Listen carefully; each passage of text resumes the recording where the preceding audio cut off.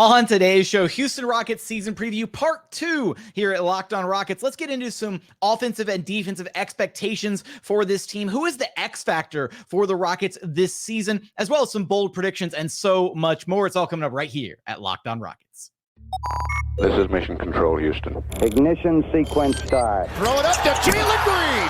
Sengun here in the short row. Oh my, that's the no look. Jabari for 3 and the win. Yeah! Look at Tari, Eason. Here comes Tari. Oh! T-minus 15 seconds. Guidance is internal. The Houston Rockets select Amen Thompson and Cam Whitmore. One thing I have never done is not made the playoffs, and so we want to take that step here as well. 6, 5, 4, 3, 2, 1.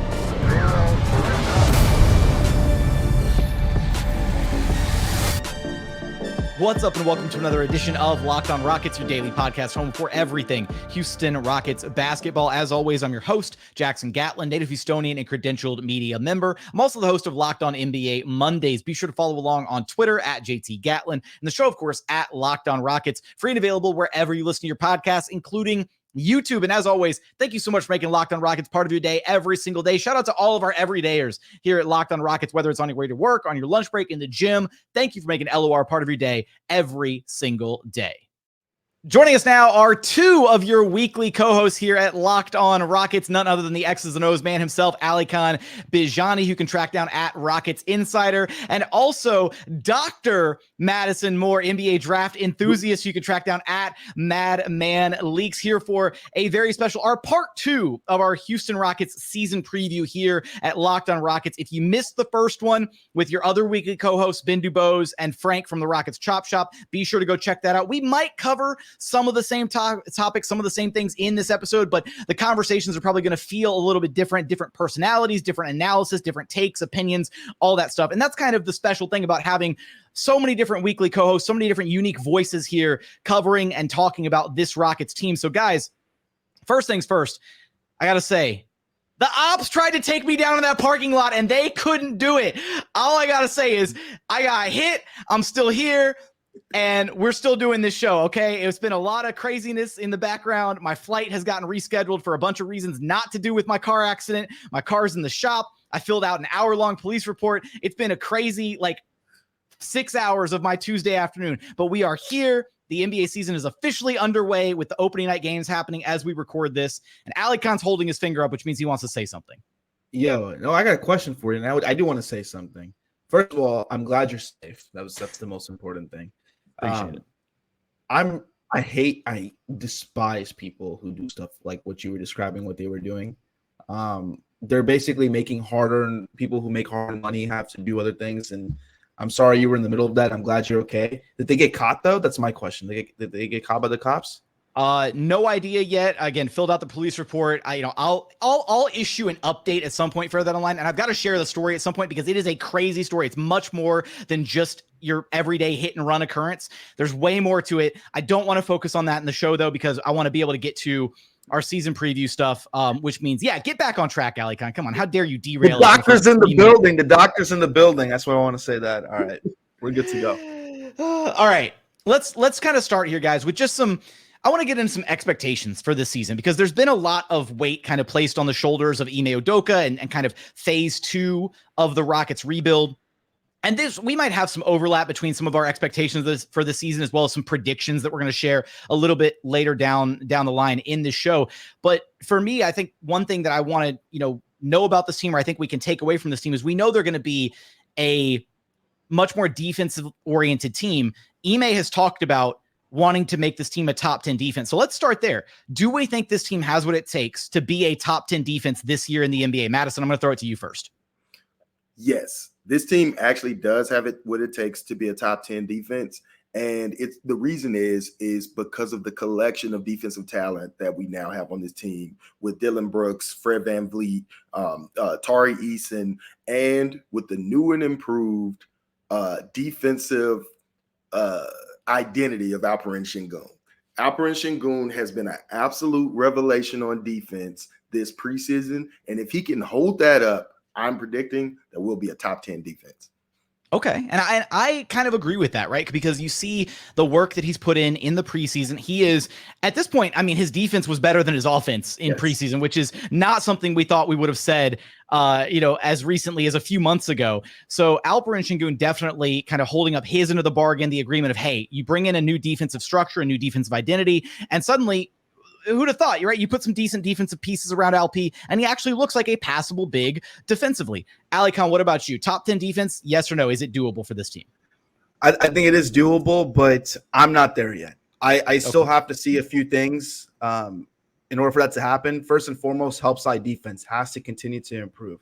A guy who I really need to improve on that regard is Jabari Smith Jr., somebody who I thought going to the season would do a much better job. But in the preseason, he still shows some of his bad habits of not necessarily committing, kind of towing the line in between I'm going to stay in the corner and where I'm going to help inside. And I think for him, it's going to be really important to make sure that he is decisive.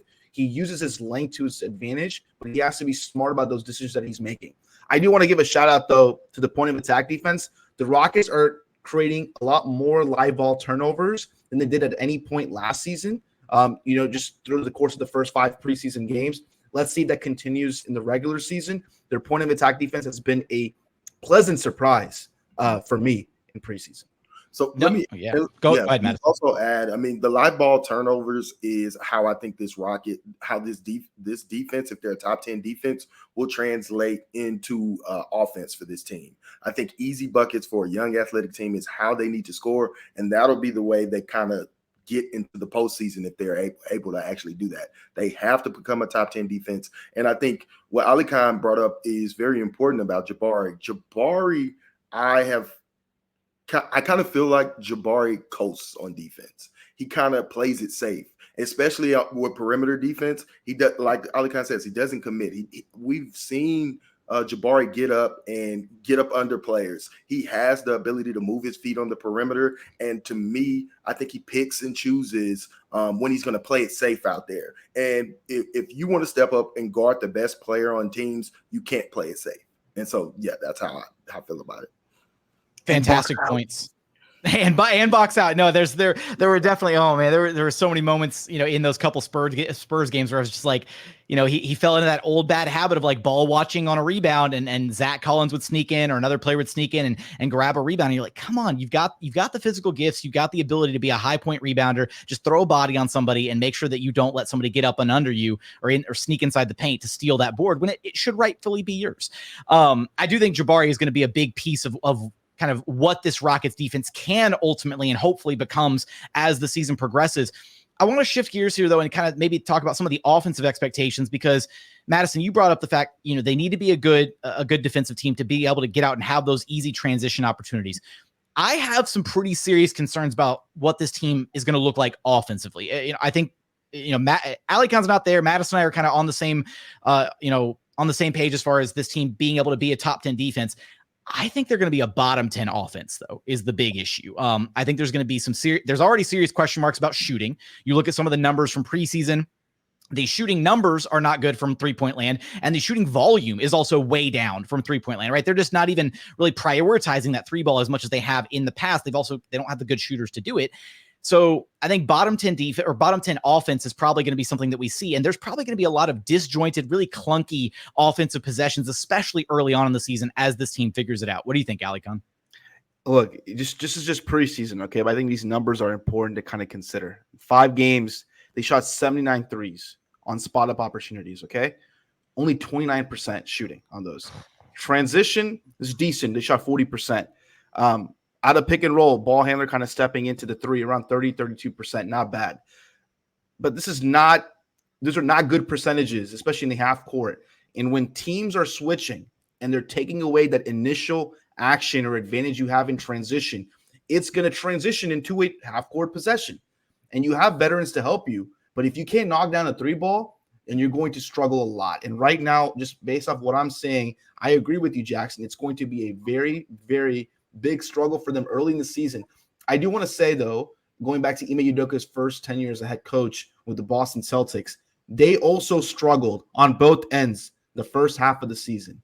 And this kind of goes into my expectations for later. But I think the Rockets fans should be excited but don't expect a sudden change. Expect a slow change. And I think by the midpoint of the season, going into January, February, All-Star break, is when you're going to actually see where these young players are and what this team can truly be, because it's going to take some time for them to actually learn how to play in this cohesive type of offense. Exactly. Madison, what you got? Yeah, so for me, I think the shooting is the biggest issue.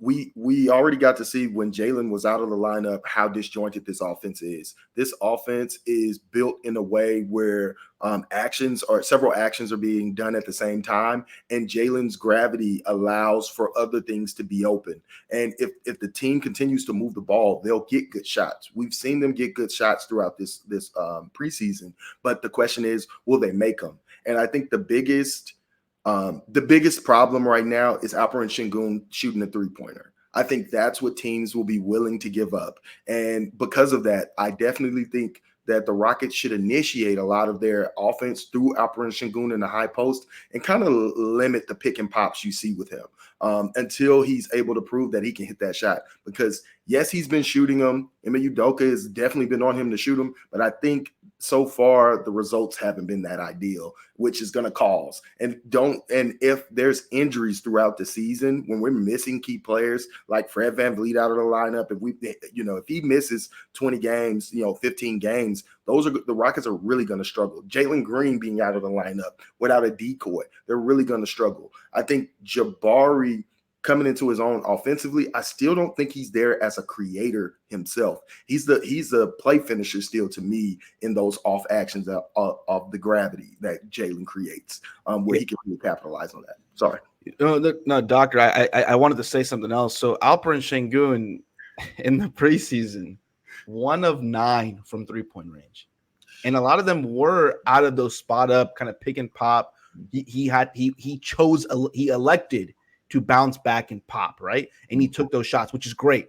But he has to hit at least 2 or 3 of those. If that was a 3 of 9, I'd be ecstatic. Even a 2 of 9, I'd be, you know what, fine. But a 1 of 9, I know it's a very small sample size, but that is something he's going to have to hit at a 35% rate for this offense to truly unlock, because the shooting problem is not just with him. I'm not just trying to bully Alperen Sengun. I'm not doing that. I'm just pointing out that his 3-point shot will unlock a lot more. And you saw it in the Miami game, the Rockets, where they play the offense when they were cutting, any one of those things is because he had more shooting on the floor, right? Jalen was back in the game. But imagine you have Jalen there, but you also have Alp shooting the 3-ball. That's going to allow for a lot more of that cutting, that Shen hub offense that we want to see. A lot of that has to do with Alp being able to hit that 3 at a good rate. Nah, man, you're just an LP hater. Look, and some of this, those tendencies, right, that we saw him pass up that one really egregious 3 where like nobody was near him and he pump faked with like no defender within 15 feet. Those are old habits, and this team still has some bad habits from the past couple of years that they're going to have to break out of. And LP and kind of his confidence behind his 3-ball, the coaching staff is giving him confidence now, but he's got to break out of some of the habits from the old coaching staff telling him don't take those 3-pointers. So that's going to be a growing, opportunities for him to grow and get better as well. Coming up, want to get into who is the X factor for this Rockets team this season, as well as we've got some bold predictions coming down the pipeline. We're going to get there in just one moment. First, today's episode is brought to you by PrizePicks. PrizePicks is the largest independently owned daily fantasy sports platform in North America. They're the easiest and most exciting way to play daily fantasy sports. It's just you versus the numbers. Instead of battling against thousands of other players, including pros and sharks, all you have to do is pick more than or less than on 2 to 6 players' stat projections and watch the winnings roll in. PrizePicks is really simple to play. You can make your picks and submit an entry in less than 60 seconds. It's that simple. They've got quick withdrawals, easy gameplay, and an enormous selection of players and stat types. And it's what makes PrizePicks the #1 daily fantasy sports app. With PrizePicks reboot policy as well, this is something that's so unique to PrizePicks. Your entries stay in play even if one of your players gets injured. For NFL games and college football top 25 matchups, if you have a player who exits the game in the first half and does not return in the second half, that player is rebooted. PrizePicks is the only DFS platform with injury insurance. So go to prizepicks.com/LockedOnNBA and use code LockedOnNBA for a first deposit match up to $100. Again, that is $100. PrizePicks will match you $100. Just use promo code LockedOnNBA. So prizepicks.com, promo code LockedOnNBA for a first deposit match up to $100. PrizePicks is daily fantasy sports made easy. And continuing on here at Locked On Rockets, your daily podcast home for everything Houston Rockets basketball. Now, we want to get into a little bit of discussion here as to who is the X factor for this Houston Rockets team. And X factor could mean a lot of different things, right? It could mean who is the kind of the swing piece, the piece, if they play really well, then the team can win a lot of games. If they play poorly, then they're going to lose, whatever. I think the issue with this Rockets team, though, guys, is there are inherently kind of a lot of X factors, right? Like, depending on how good or bad Jalen is, this team could, reach new heights, or Jabari or Sengun. So let's spend a little bit of time here talking about each one of these guys, because I do think that there isn't necessarily one singular X factor. Maybe there's one guy that is a bit more of the X factor than everybody else. So let's start with Jabari Smith Jr., because to me, he is the guy that carries the most weight as far as just if he can take the steps forward that we want to see him take this season, if he can be a more competent player offensively, hitting the open shots that we know that he should be able to hit, as well as taking just a leap himself offensively, right? Being able to put the ball on the floor, create for himself a little bit, being an elite play finisher would be fantastic. I think that elevates this team to new heights. And not only that, we talked about his defense there in segment one. This team, to be able to be the best version of itself defensively, needs the best version of Jabari. So, Alykhan, what do you think about Jabari as far as his role in being kind of the X factor for this Rockets team, and how good or how bad they'll ultimately be this season?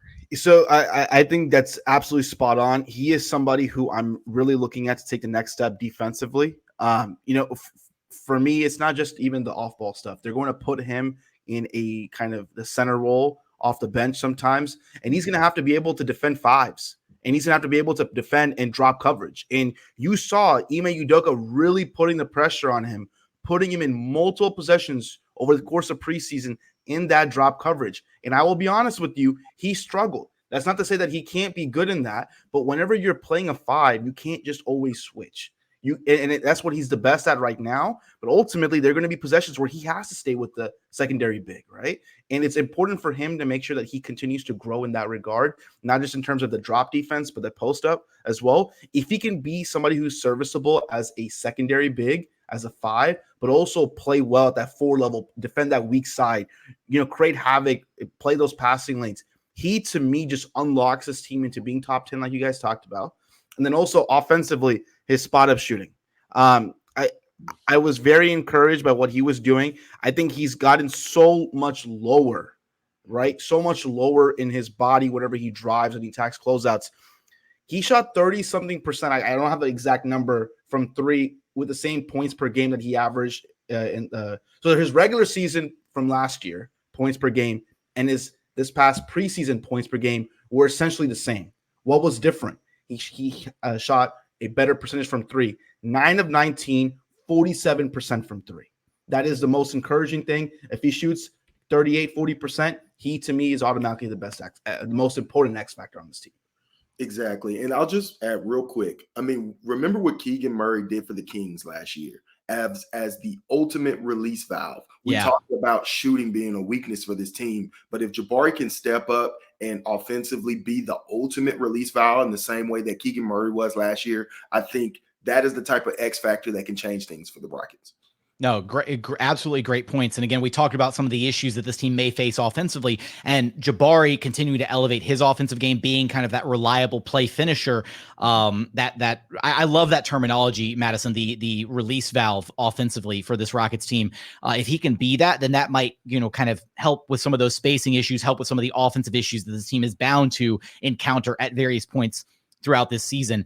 The next guy, though, is Jalen Green. And whether you think it's Jabari more so than Jalen, or Jalen more, or maybe you think LP is the biggest X factor on this team, and you take a look at his defense, or whether they lean into the Shin Hub offense, Jalen is still kind of the pseudo face of this franchise. He was the first major draft pick. He's going into year 3 now. There are a lot of expectations being placed on him to kind of take that year 3 leap. So, Madison, what are you hoping to see out of Jalen, as far as, him potentially being an X factor for this team? Offensive consistency. I mean, he's clearly the most threatening player on this team offensively. So everything really kind of gravitates around him. And even when he's being inefficient, we know how much of a big effect he can have still on the game when defenses rotate towards him with his gravity. So we need better shooting. He just has to be more consistent as a three-point shooter this year. He has to finish better at the rim, and he has to pick his spots. And finally, one thing that we haven't been able to see this preseason is what this team looks like when they finish games. And 9 times out of 10, when you're finishing game, when the last shot, when you need a shot, you need a bucket, you have to go to shot creators. And Jalen is the most talented shot creator on this team. I think Fred VanVleet can get guys lined up and also help him with that shouldering that load. But if Jalen takes a step forward and becomes the type of game finisher we've seen in that Lakers game and in previous games, that can vote this team into the playoff race. I'm so glad, and Alykhan, I'm going to throw it to you here in just a second, but I want to piggyback off that point. I'm so glad you bring up the idea of being able to finish games, because here's a crazy stat for y'all. I'm going completely off memory here. I'm so sorry, but I believe the Rockets were 500. I think it was 7-7, if I'm not mistaken, in the clutch last season. That's an insane stat for a team as bad as the Rockets were. Maybe Alykhan's digging it up right now so that he can like fact check me in real time. I saw his face. He was like pulling up the website. I hope I got that number right. I just know that they were actually surprisingly good for a team as bad as they were. And it matches the eye test, right? You go back, you think about the Lakers game from Jalen's rookie year. You think about the games against Milwaukee, against Philly, like all these big time games where when they were in a game, within the final 5 minutes, they kind of got up for those games, right? Those young guys understood, hey, it's go time. And the Rockets have a lot of guys. Jalen and Jabari clearly have that, like, that end of game clutch gene, whatever you want to call it, the big time shots, all that. Was I right, Alykhan? Or was I way off? The Rockets were 9-8 in games decided by 5 or fewer points last season, including 5-4 by 3 or fewer. Thank you. Okay, close. I don't know where 7-7 came from, but I remembered it was roughly 500 because I remembered looking it up for a different, episode I did on another day. It was. You can technically say it was 7-7 if you don't count the overtime games. So, got it. Okay, that makes a little bit more sense. I knew I saw 7-7 somewhere, but that kind of reminds, like, it shows you these young guys, I think, are ready and probably craving those opportunities to have those moments at the end of games where they can actually play some meaningful basketball rather than just having an entire fan base rooting for L's the entire season and, tank for Wemby and all that stuff. So didn't mean to jump in. Alykhan, your thoughts on Jalen? No, I think Dr. Moore did a great job talking about. How many doctors are you going to slip into this episode? I'm giving respect to my guy. No, I think Madison, you did a great job talking about how important Jalen's influences to what this offensive scheme is going to be. I think defensively is going to be a big thing. One thing I noticed in his limited action in the preseason was that he played really well off the ball and somebody who chased off ball screens and kind of deterred some of those passes being made. He used his body, he used his length a little bit to stay in front, his speed, his quickness to do that. He's not there yet on the ball, and that's something he's going to struggle with. And I think it's going to take him a few months, honestly, this season to get the proper technique that the coaching staff is probably instilling him to be able to do. But his off-ball defense to me has been great, and that's encouraging when you're playing him alongside Dillon Brooks and Fred VanVleet, who are going to be taking on most of that point of attack coverage defensively. So just something to keep an eye on how well Jalen continues to play from his preseason time defending off ball. And let me because this is a point that I want people to know. Watch Jalen close out. Jalen is so fast on closeouts. He has the potential to be an elite closeout player because how fast, and he gets really uncomfortably close to shooters without fouling. And that is like an elite talent for him.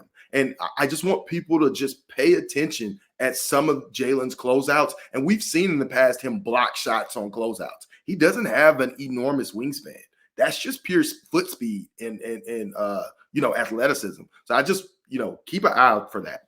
And kind of going on, I guess I'm just going to piggyback off all of Madison's points tonight.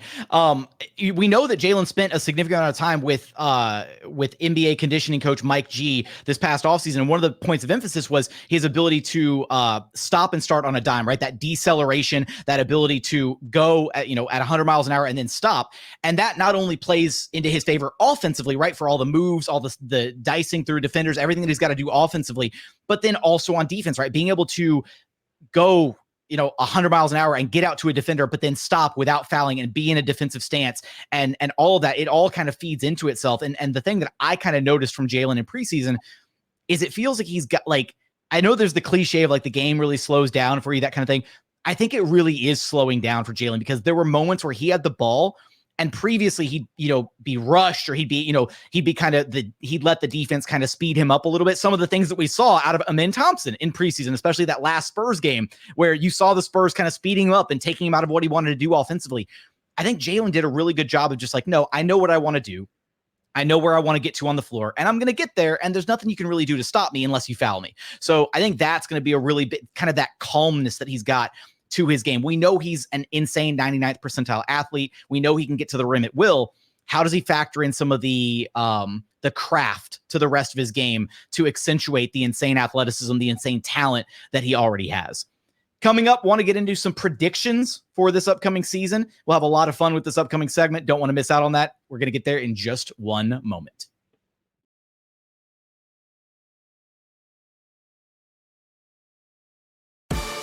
And final segment here at Locked On Rockets, your daily podcast, home for everything Houston Rockets basketball. Rounding third, headed for home here on our season preview, part 2 with Alykhan Bijani and Dr. Madison Moore. I apologize for the disrespect, Madison.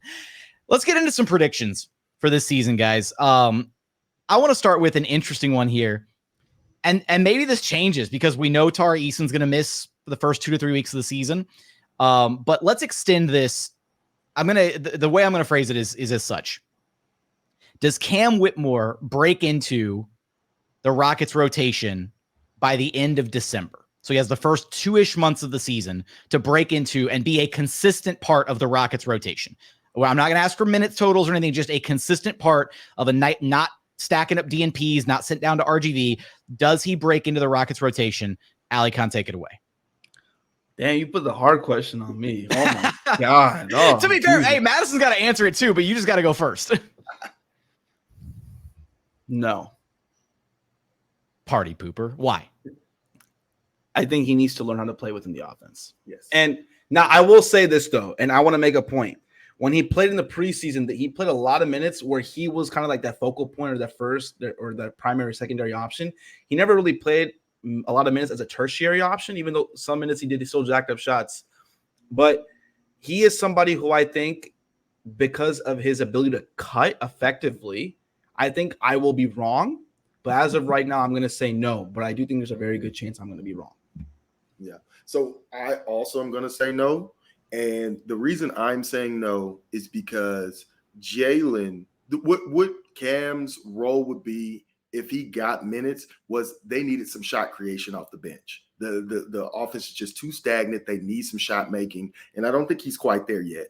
But even bigger, I think Ime Udoka is smart enough to realize, and we've already seen it in the preseason, that Jalen is the first to come out, and then he plays him with the bench minutes so he can get he can go ahead and do his thing, his ISO, get into rhythm, right? And he is serving as the creator alongside Amen Thompson. And I think that pairing is the pairing of the future, and having them going against opposing teams' defenses, opposing teams' backups, to allow them to gain chemistry and allow Jalen to get in rhythm, because when he's with the starters, he has to play within the confines of the offense. But when he's on the bench, you get to still develop him in those other areas of his game, and he gets to get hot. And we know from last year, Stephen Silas went away from this, but we know from last year, when Jalen plays with a bunch of defenders and you give him and say, hey, you're our creator, Jalen plays really well. So I say that is why Cam won't play, because he doesn't fit within that scheme. And Jalen is, well, first and foremost in this development. I got a notepad. I got a pencil here. All right. Paper and pencil. All right. The doctor is making a note that this is what's going to happen. I'm writing it down right now. That Dr. Moore is saying that Cam Whitmore is not going to be in the rotation. Come on, bro. You had Dr. Moore is prescribing right there, and you just fumbled it completely. Anyways, first off, I'm going to play devil's advocate for a second, because Madison, you made the point that Ime ran Jalen with the second unit in that final game against Miami Heat. Guess who he ran with the second unit in the first 2 games, though? Alperen Sengun. And Jalen was on the bench during those minutes with the second unit in those first couple of games. So at the top of the second quarter specifically. So I don't know. Again, we've only got a 3-game sample size. I do think Ime is going to experiment and do a bunch of stuff. I'm going to say he is going to break into the rotation. And here's my reasoning behind it. And it has to do with the Tari Eason injury. I think if Tari hadn't been injured, Cam wouldn't have been presented with what I think is going to be an early opportunity to get some rotation minutes. I think that the way that it looked in preseason, that final dress rehearsal, Reggie Bullock was going to be the low minutes man. He was going to be you're going to get 5 first half minutes. If you've got it going, cool. Maybe you get more burn. He was going to be the 10th guy in the rotation, basically, on a nightly basis.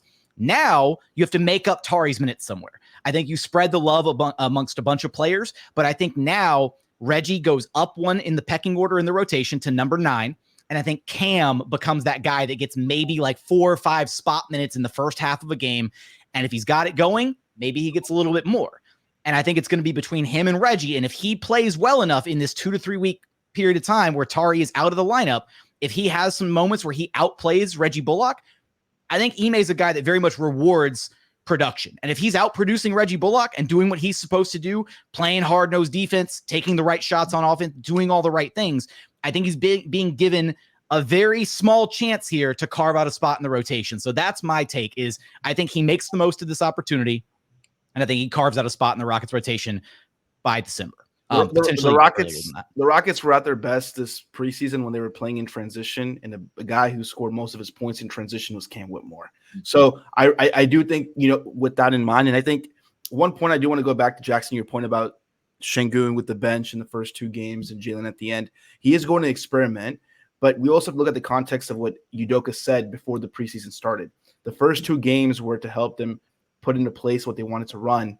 The last few games were a kind of a scouting report, game plan specific type of game, right? So if I'm looking at it from that perspective, very good possibility that Jalen will be the guy who's running the second unit starting in Orlando. Great point. All right. This will be a quick one. We spent a little bit of time talking about Jalen already, but Jalen Green, all-star, yes or no, this season, Madison? You gonna do me like that? Well, it's only a 50-50 thing. Like, I can only go. Yeah. I'll go. Okay. Go ahead. Alykhan, you want to go? Yeah, I'll go first. Emphatic no. It's not happening. Not happening. Yeah, I'm gonna go ahead and say no as well. And it's nothing against Jalen, right? I think he takes a jump this year. The West is just stacked with guards. Well, that's not the reason. My reason is I think he needs one more year. Okay. Yeah. So one year in a good structured system is going to allow him to take a massive leap next year. Is my perspective on this. Sorry, Madison. Okay. So I think if the Rockets, first off, Dr. Madison, how dare you, Alykhan? Chill. But yeah, so I'm gonna go against the grain. I'm gonna say yes since y'all want to say no. All right, we're gonna go against the grain. Okay. And we're gonna say if the Rockets are getting up and down, getting steals, if Jalen is playing with those second units and leading those second units, he's gonna be able to get in rhythm. He already is improved his slow down. He knows when to attack when bigs are out of the paint. He's gonna be the focal point of defenses, and coaches will vote Jalen in because we'll be in the playoff race. All right. I like it. All right. Next one here for us. Amen Thompson, finalist for Rookie of the Year. Yes or no? Either y'all can take it since y'all keep yelling at me for throwing it to one of y'all. No. I'm sorry. No. I think number one, I think he'll get a lot of time, and I think he has the opportunity to crack rookie first team, but the players, the guys in this rookie class are just too damn good. And they have bigger roles. Like Wemby is going to be up there. Chet is going to be up there. Scoot is going to be up there. And they all have bigger roles than Amen. And so it's very hard for me to see, God forbid Fred VanVleet goes down and Amen leads us. But we've already seen what the offense kind of looks like when Amen is just running it full time. And you can tell he just needs a little bit more time. I think his brother has a better shot than him at winning. And I think that a couple guys, like you said, with more rotation minutes, potentially like a Derek Lively with Dallas or guys who have a chance to start right away, I think those are the guys who will likely be finalists versus Amen. Okay. Now it's my turn to go back with the spicy hot take is I'm going to say he is a finalist. I think Wemby and Chet are just locks. Like that's happening, right? Those two are getting it. The other two biggest competitors are, I'll extend it to 3 to Asar as well. But I think between those 4 guys, between Scoot, Brandon Miller, and then the Thompson twins. I think the NBA loves that narrative of like a winning player, a player that's impacting winning at a high level. And my prediction is that Scoot is going to get the usage. He's going to get 30 plus minutes a night. He's going to, stack up all the numbers. I think the counting stats on Scoot Henderson and potentially Asar or whatever might be a little bit better than Amen because they just get more minutes. But I think Amen is going to be that impactful sixth man contributing piece of a competitive Rockets team. And again, we can go back to the whole Herb Jones, Jalen Green debate for all rookie first team from a couple seasons ago. The voters love that impactful winning narrative, right? And I don't think that Amen Thompson's counting stats are going to be that far behind Scoot Henderson and Asar Thompson, his brother, to just completely, negate what he's doing as far as the rookie of the year vote is concerned. So for me, my prediction is yes, he finishes not second and he's not winning rookie of the year. Let's not look. Wimby's got that thing all sewn up. The voters love him, but I do think Amen finishes third place in rookie of the year. Let's get to our final prediction here, guys. And Madison, you mentioned this briefly just a moment ago, so I'm going to throw it to you first. We won't do a win total. We want none of that. Houston Rockets play-in tournament, yes or no? Yes. Let's get it. Houston Rockets play-in tournament, and it's because of Fred VanVleet. Okay. Fred VanVleet is going to organize this team. Fred VanVleet is going to teach these young players how to play and how to win. And Fred VanVleet is going to make a lot of big shots down the stretch. I think Fred VanVleet is a key factor. He's the Fred Honcho. Come on, Madison. Fred Honcho. There you go, Fred Honcho. And he's going to make sure we're a cohesive unit and grow and get better over the course of the season. Now, hang on. I'm going to add a little bit to this because you said that so confidently. Which play-in spot are they in? Oh, even better. 10. 10. he was so confident, and then he was like, "Nah, they just snuck in there." 10. They're all going to be, and that's also the Western Conference is going to be really competitive. So I think we'll all be stacked in. We'll be in the race. We'll be in that race. And I also like to say, Fred VanVleet is going to get so many steals. It'll get us out running, easy buckets. That's also a big reason. All right, Alykhan, what you got? No. Oh, wet blanket, Alykhan Bijani. Why? I think they get above 30 games. Just they're not a play-in team. Just realistically, man. Unless there's how many wins do you think they hit? I think they get to 32, 33 wins. Okay. I've had 35. That was my call on the other prediction show we did. It's not a bad thing. 35 is happening, right? Look, Madison, you said it. The West is an absolute bloodbath this year. There are 13 teams that want to be competitive.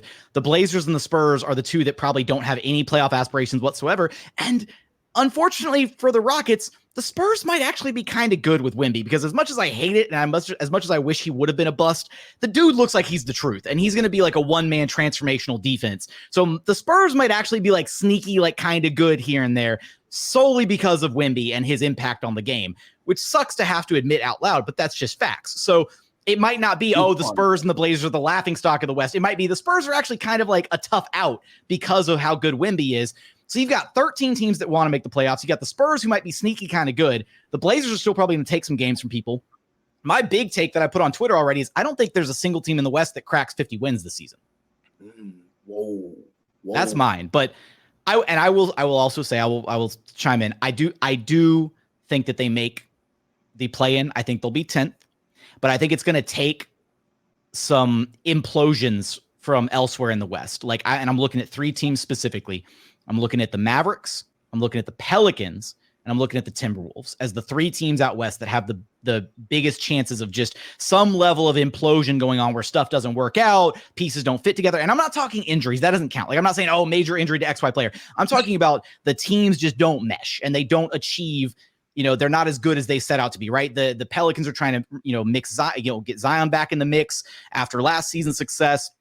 They've also had some injuries in the past, whatever, but that's like a powder keg, I feel like, ready to go off. Minnesota's just weird with Cat and Gobert, although they could be the team of the three that I think has the most regular season success because nobody wants to game plan for Gobert and Cat for 82 games out of a regular season.